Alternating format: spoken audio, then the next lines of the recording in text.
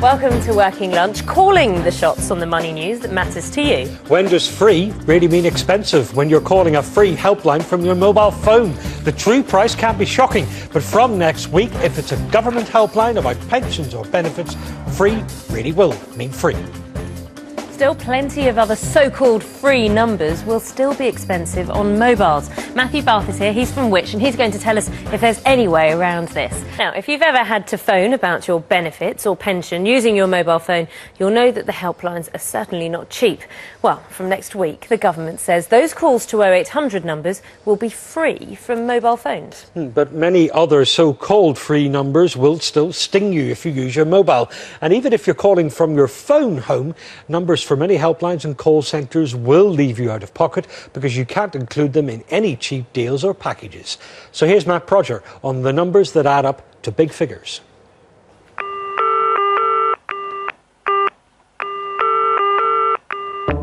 So free calls from mobiles to the benefits office from next week. But what about the rest of the calls we make? Are we being ripped off for ringing up about everything from taxes to taxis? Thanks. You've now got 3 options. Well, if you've ever felt like tearing your hair out listening to one of these automated phone systems, you may feel even more angry to discover that for some organisations, including some public bodies, the longer you stay on the phone calling them, the more money they make from the phone call. Yesterday it was revealed that 43% of phone calls to HM Revenue and Customs last year weren't answered. What's worse is that those callers failing to get through were being charged anything up to £3 to sit there waiting to ask about their tax returns. And then there's the DVLA. Between 2007 and 2008, it made almost £4 million from its phone lines, although last year it did switch to more recent 03 numbers, which are charged at a lower rate. And nearly a fifth of doctors' surgeries are making money from people ringing up to make appointments.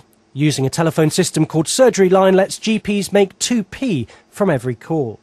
The company NEG, which runs it, told Working Lunch, GPs do not receive a single penny in cash.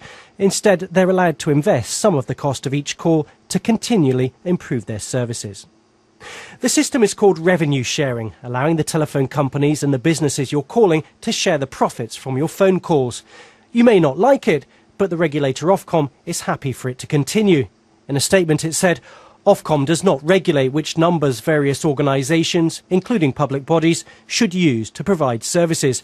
We do, however, encourage public bodies to use the cheaper 03 number range where possible. Then there are the premium rate numbers, those usually beginning 09, where the call charges are often astronomical. They're regulated by an organisation called Prepay Plus.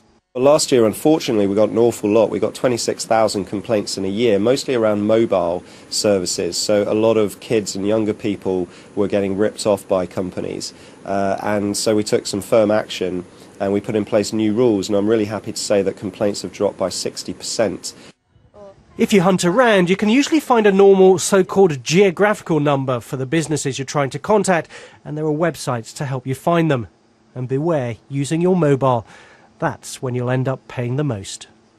Matt Prodger reporting. Well, Matthew Bath is head of technology at the consumer watchdog, which there are a whole list of things that we want to talk to you about. But just from that statement from Ofcom in Matt's report, it will strike many of our viewers as an absolutely ludicrous cop-out, saying to use 03 numbers where they're available in cases where they patently aren't available. Absolutely. And also, where is the incentive here? I mean, this is effectively a revenue-sharing rip-off where customers are effectively footing the bill to actually phone up companies, quite often to even complain about the service that's not being delivered. It's quite an astonishing thing that Ofcom ought to step in and actually be a little firmer here, because many companies are carrying on making money just out of customers' calls. We're seeing this move, perhaps, to make the mobile phone calls to 0800 numbers for this one department be free, but how common is it for the mobile phone operators to charge even if you think you're calling a free number. I think that is the problem, isn't it? It's the confusion around what is effectively a free number. Many mobile companies will charge access to so-called free numbers,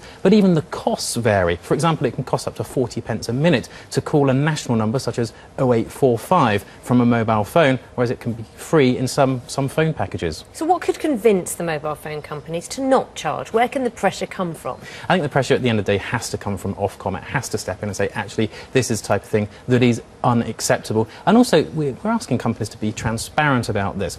People should effectively vote with their fingers. You can find cheaper or even free alternatives to these numbers. So absolutely look around and try and avoid those 0845 and 0870 numbers where possible.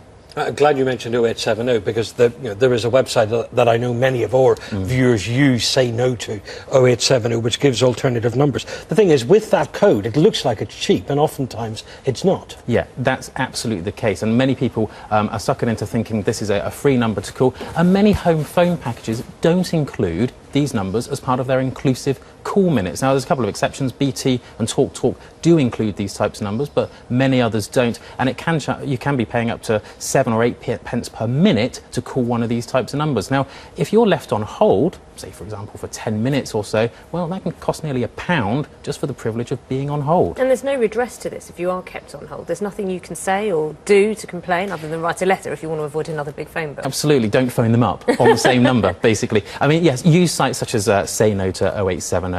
That's a really good place where you can find those cheap alternatives. Also, one of my favourites, phone up the head office. You can usually find these types of numbers, give them a call and get them to put you through. Alternatively, many companies will also list international numbers to call if you're abroad. If you remove that +44 prefix, stick a 0 on the front of it, then you can effectively get a very cheap or free call.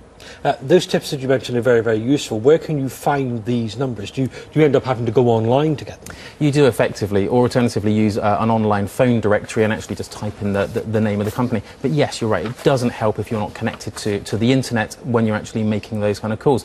Another one to try, though, usually in many advertising numbers, is they give a sales number. Phone that up. You'll be amazed how quickly that call is actually answered. And also, astonishingly quickly. What it a is, surprise absolutely. A company would like to sell to rather than serve you. Yeah, absolutely, and ask to indeed. be put through from there. That can save you some money. All right, Matthew, thanks very much. Matthew Bath from Which. And thank you for the tips.